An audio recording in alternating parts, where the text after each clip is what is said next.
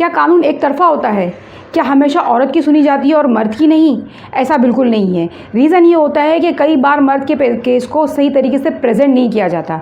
तो आइए सीखते हैं कि आप अपने केस को किस तरीके से प्रेजेंट करें। क्या चीज़ें ऐसी हैं जिसको कोर्ट बहुत ज़्यादा गंभीरता से लेता है? सीखते हैं सुप्रीम कोर्ट के जजमेंट के ज़रिए मेरे इस वीडियो में। लेकिन पहले मेरा चैनल सब्सक्राइब ज़रूर कर लीजिएगा।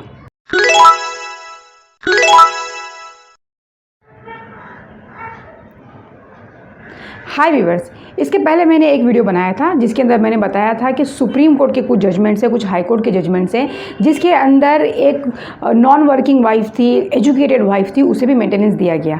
उस वीडियो के बाद मुझे काफ़ी फ़ोन कॉल्स आए कुछ हस्बैंड्स के, जो ये कह रहे थे कि भाई उनके मैटर्स के अंदर उनके साथ बहुत नाइंसाफ़ी हुई है, कोर्ट जो है उनकी सुन नहीं रही है। देखिए, कोर्ट क्यों नहीं सुनती है? क्योंकि आपके केस को बराबर से रिप्रेजेंट नहीं किया जाता।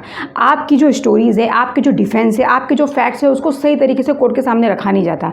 तो सुप्रीम कोर्ट के सामने भी ऐसा मैटर आया था जिसके अंदर सुप्रीम कोर्ट ने बहुत बारीकी से कुछ चीज़ों को परखा, बहुत ही बारीकी से कुछ मैटर्स को और कुछ फैक्ट्स एंड सर्कमस्टेंसेस को कंसीडर किया और पूरी तरीके से मेंटेनेंस फ्री कर दिया उस हस्बैंड को। उस हस्बैंड को सिर्फ और सिर्फ उसके चाइल्ड को मेंटेन करने के लिए कहा और वाइफ को मेंटेन करने के लिए नहीं कहा। तो ये वो जजमेंट है। अब इस जजमेंट के ज़रिए हम सीखेंगे कि आप अपना केस किस तरीके से प्रेजेंट करें। ये जजमेंट जो है सुप्रीम कोर्ट का हाल ही का जजमेंट है। इसका डिस्क्रिप्शन आप इस वक्त मेरे स्क्रीन पर देख रहे होंगे। इसके अंदर क्या हुआ था व्यूअर्स कि हस्बैंड एंड वाइफ का रिलेशनशिप था, काफ़ी दिनों से तो काफ़ी अच्छा चल रहा था।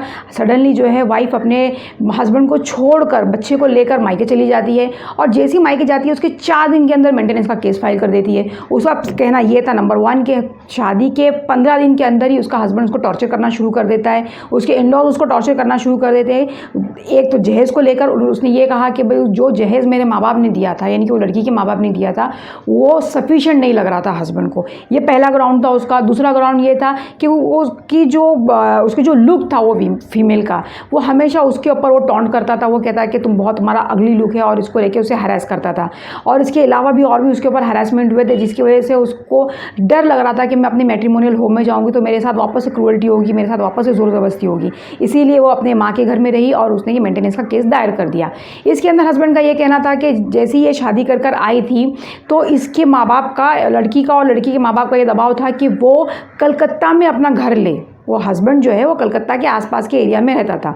तो उसके माँ बाप का ये कहना था कि वो कलकत्ता में जहाँ पे उसके माँ बाप रहते हैं, यानी कि लड़की के माँ बाप रहते हैं, वहाँ पर ये हस्बैंड जो है उसका घर लेवे ताकि लड़की का आना जाना अपने माँ के घर में आसान हो जाए। चूँकि वो हस्बैंड ने नहीं माना तो इसलिए उसके ऊपर बहुत ज़ोर ज़बरदस्ती की गई, उसे बहुत मारा गया, उसे टॉर्चर किया गया। कई बार तो ऐसा हुआ उसके पानी में जहर भी मिलाया गया, जिसके बाद उसकी तबीयत ख़राब हुई। उसने कई पुलिस कंप्लेंट भी की है, कुछ NC वगैरह फाइल की। और हस्बैंड का ये कहना था कि जब ये शादी कर आई थी तो मैंने इसे बहुत अच्छी तरीके से वेलकम किया और जो है मैंने इसकी एजुकेशन आगे बढ़ाई और मैंने अपने उसको योगा क्लास में भी इसको मैंने ये किया था, इनरोल किया था वगैरह वगैरह। तो ये सारे पॉइंट को कंसीडर किया गया ये जजमेंट के अंदर। जजमेंट पैराग्राफ नंबर 7 है, आप उसे ज़रूर देखिएगा। उसके अंदर सबसे पहला पॉइंट इसके अंदर कंसीडर किया गया कि सबसे पहले तो ये है कि हमेशा कहीं नज़र ही नहीं आ रहा कि लड़की को जो है कोई थ्रेट है एक तरीके का हस्बैंड के घर में। दूसरा, हस्बैंड एंड वाइफ अक्सर जो है वो ट्रिप पे जाया करते थे, हॉलीडे ट्रिप पे जाया करते थे। उसके कई फोटोग्राफ जो है हस्बैंड ने लाई थी। उसके अलावा उसने BA कंप्लीट किया लड़की ने शादी के बाद और हस्बैंड जो है उसे अक्सर छोड़ने जाता था एग्जामिनेशन हॉल में। और उसके साथ साथ उसने योगा क्लास में भी उसको एंटर किया गया था। और उसके साथ साथ जो उसका जो बच्चा था वो एजुकेशनल फील्ड में बहुत अच्छा कर रहा था। तो चूँकि लड़का बहुत अच्छा पढ़ाई कर रहा था उनका, तो इसका सारा श्रेय जो है वो हस्बैंड अपने वाइफ को देता था कि मेरी वाइफ जो है बहुत अच्छा केयर कर रही है। शादी का जब लोगों का फर्स्ट एनिवर्सरी थी तो हस्बैंड ने उसे गिटार ला के दिया था। तो ये सारी चीज़ों को मद्देनज़र रखते हुए जो कोर्ट था उसने हस्बैंड के फेवर में ऑर्डर दिया और कहा कि भाई वाइफ को मेंटेनेंस देने की कोई ज़रूरत नहीं है, क्योंकि ऐसा देख के लगता है कि वाइफ जो है बग़ैर किसी रीज़न के हस्बैंड को छोड़ गई है और उसको आना चाहिए था, उसको अपने हस्बैंड के साथ रहना चाहिए था। क्योंकि यहाँ पर उसको कोई किस्म का ख़तरा नहीं है और बग़ैर रीज़न के अगर कोई भी औरत अपने हस्बैंड को छोड़ के जाती है तो उसे मेंटेनेंस नहीं मिलना चाहिए। अपने सपोर्ट में हस्बैंड ने 8 विटनेस को खड़ा किया था और वाइफ ने सिर्फ 3 विटनेस को खड़ा किया था। फिर ये जजमेंट का ऑर्डर होने के बाद वाइफ जो है वो हाई कोर्ट जाती है। हाई कोर्ट में अनफॉर्चुनेटली हस्बैंड के अगेंस्ट में ऑर्डर जाता है और हाई कोर्ट ये कहता है कि नहीं, आपको वाइफ को भी देना पड़ेगा मेंटेनेंस, क्योंकि आपने जितने भी विटनेसेस लाए हुए हैं ये सारे विटनेस के ऊपर हम ज़्यादा ट्रस्ट नहीं कर सकते।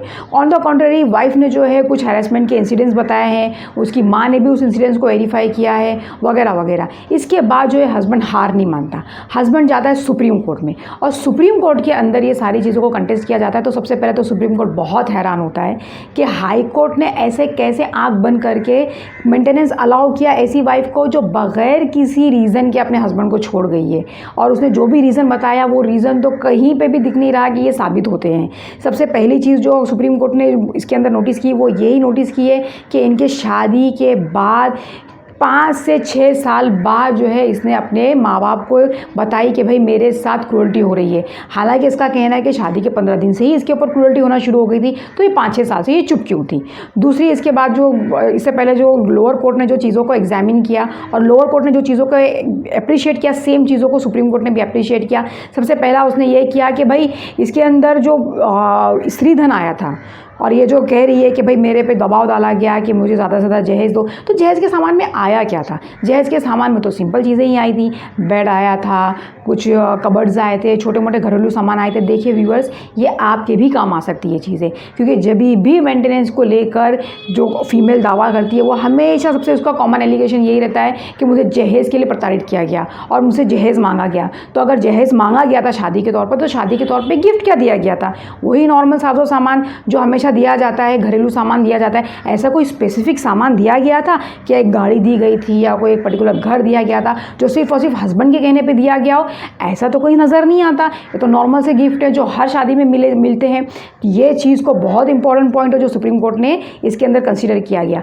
दूसरी बात, जो फीमेल की माँ थी, उसकी माँ ने ये स्टेटमेंट दिया था कोर्ट के सामने कि भाई मेरे दामाद ने कभी भी कोई स्पेसिफिक चीज़ नहीं मांगी हम लोगों से कि मुझे यही चाहिए वही चाहिए, ना शादी के टाइम पे मांगा ना शादी के बाद मांगा। उसके बावजूद भी इसकी माँ का कहना था कि चूंकि उसको जहेज़ का सामान सफिशिएंट नहीं लग रहा था, इसीलिए वो मेरी बेटी के ऊपर ज़ोर ज़बरदस्ती कर रहा था। तो ये चीज़ों को कोर्ट ने कंसीडर किया कि अगर ऐसी बात होती तो वो कोई ना कोई स्पेसिफिक ज़रूर कोई डिमांड रखता, कोई स्पेसिफिक ही ज़रूर मांगता, लेकिन ऐसा तो कुछ भी नहीं है।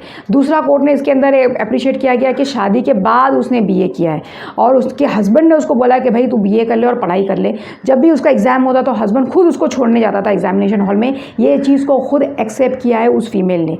अपार्ट फ्रॉम दैट उसने उसको योगा क्लासेस में भी एंटर करवाया, योगा क्लासेस भी उसको सिखाया। उसके अलावा उस लोग ने जॉइंट अकाउंट खोला था। हस्बैंड ने ये सोच के जॉइंट अकाउंट खोला कि भाई मेरी वाइफ जो है उसको भी एक्सेस मिल जाए पैसे का, वो इजीली अपने पैसे का ट्रांजैक्शन कर पाए। इसके अलावा हस्बैंड ने जो है UTI उसके अंदर उसकी एजेंसी खोल के दिया वाइफ को कि वाइफ जो है उसके अंदर बिजी हो जाए। उसके साथ साथ जो है हस्बैंड जो उसको अक्सर जो है फैमिली ट्रिप पे लेके जाता था, उसे हॉलीडे में लेके जाता था और हॉलीडे ट्रिप के काफ़ी ज़्यादा फोटोग्राफ्स उसे सामने रखे गए। और वो जो फैमिली ट्रिप पे लेके जाता था उसके अंदर अक्सर वो लड़की थी, लड़की की बहन और लड़की का जीजा जी यानी कि बहन का हस्बैंड ही उन लोग के फैमिली ट्रिप में रहते थे। यानी कि वो ज़्यादा करके लड़का जो है वो अपनी वाइफ के फैमिली मेम्बर्स को लेके जाता था साथ में और वो लोग साथ में एक हॉलीडे ट्रिप मनाया करते थे। और उसमें उसने ये भी नोट डाउन किया हाई कोर्ट ने और सुप्रीम कोर्ट ने, हाई कोर्ट ने नहीं सॉरी सुप्रीम कोर्ट ने, कि भाई जब भी ये लोग मिलते थे साथ में मिलते थे, इसके इन लॉ साथ में मिलते थे, तो हमेशा लड़का जो है अपनी वाइफ की तारीफ़ करता था और ये कहता था कि देखो मेरा बेटा इतना अच्छा पढ़ाई कर रहा है क्योंकि मेरी वाइफ जो है इतना ध्यान दे रही है। जब इन लोगों की फर्स्ट एनिवर्सरी आई तो हस्बैंड ने गिफ्ट के तौर पे एक गिटार दिया था उसकी वाइफ को।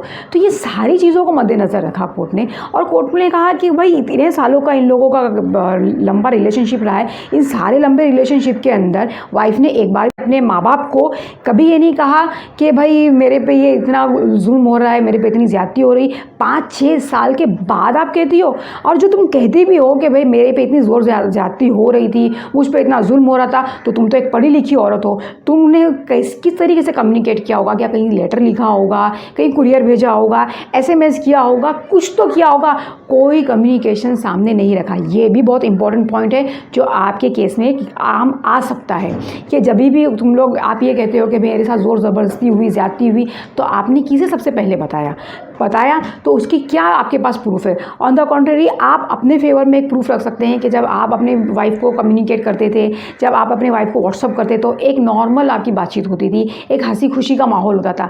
ये चीज़ आप अपने सपोर्ट में रख सकते हैं। देखिए इसके ऊपर भी मैंने एक वीडियो बनाया है कि जब भी पुलिस आपको बुलाती है स्टेटमेंट रिकॉर्ड करने के लिए तो आपको किस तरीके से स्टेटमेंट रिकॉर्ड करना चाहिए अगर आपके खिलाफ वो झूठा केस है तो। इसका भी डिस्क्रिप्शन मैंने आई बटन में डाल दिया है, आप उसे प्लीज़ ज़रूर चेक करिएगा। इसके अलावा कोर्ट ने और एक चीज़ ये की है, एग्जामिन की है कि ये सारी चीज़ें होने के बाद जब वाइफ ने पुलिस कंप्लेंट की तो पुलिस कंप्लेंट अपने मायके जाने के बाद की, यानी कि जब तक वो अपने हस्बैंड के साथ थी तब तक तो उसने कोई पुलिस कंप्लेंट किया ही नहीं। तो ये सारी चीज़ों को कंसीडर करने के बाद सुप्रीम कोर्ट ये कंक्लूजन पे आती है कि देख के लगता है कि वाइफ के ऊपर कोई ज़ोर ज़बरदस्ती नहीं हुई है, उसके ऊपर किसी किस्म का कोई हैरेसमेंट हुआ ही नहीं है, तो फिर ये कैसे मान लिया जाए कि वाइफ जो अपने हस्बैंड का घर छोड़कर गई है वो एक जस्ट रीज़न की वजह से, एक उसके पीछे वैलिड रीज़न था, छोड़ के गई है। इसके अलावा भी सुप्रीम कोर्ट ने जब समन्स किया था, दोनों को बुलाया था, तो कोशिश ये किया था कि दोनों के बीच में कुछ समझौता हो जाए, कुछ काउंसलिंग हो जाए, लेकिन वाइफ ने अपने हस्बैंड के घर पे जाने के लिए मना कर दिया। और एक चीज़ जो है सुप्रीम कोर्ट ने ऑब्जर्व किया कि जब वो अपने मायके गई तो जस्ट 4 दिन के अंदर उसने मेंटेनेंस का केस किया, यानी कि उसने इतना टाइम ही नहीं दिया अपने हस्बैंड को कि वो अपने हस्बैंड के पास आए और उनके घर के बड़े मिल के कंसिलिएट करे, तो आपस में मिल के समझौता करने की कोशिश करे। नहीं, इतने कम टाइम के अंदर तुमने मेंटेनेंस का केस फाइल कर दिया। और ये जो तुम कह रही हो कि मेरा हस्बैंड बार बार मुझे अगली कहता था, मुझे हमेशा जो हैरास करता था, तो इसके भी कई सबूत नज़र नहीं आ रहे। अगर तुम्हारा हस्बैंड तुमसे अटैच नहीं था, तुम्हें अगली कहता था, तुम्हें मतलब कि हर तरीके से इग्नोर करता था, तो फिर ये फोटोग्राफ्स, फिर ये गिफ्ट, ये सारी चीज़ें कैसे? और हस्बैंड ने अपने सपोर्ट में 8 विटनेस को खड़ा किया। 8 विटनेस जानते कौन कौन थे? वो एरिया के रहने वाले थे, उनके जो नेबर्स थे वो थे। क्योंकि देखिए जब भी हस्बैंड वाइफ का झगड़ा होता है, आवाज़ें बुलंद होती है, तो सबसे पहले नेबर को पता चलता है कि इनके रिलेशनशिप अच्छे नहीं चल रहे।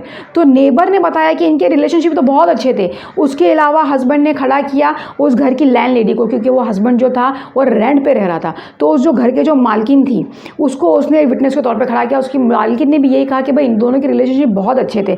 हालांकि ये वाइफ जो थी वो इतनी ज़्यादा अपने हस्बैंड की बातों को नहीं मानती थी, उसके बावजूद भी उसका हस्बैंड उसको बहुत अच्छी तरीके से रखा था।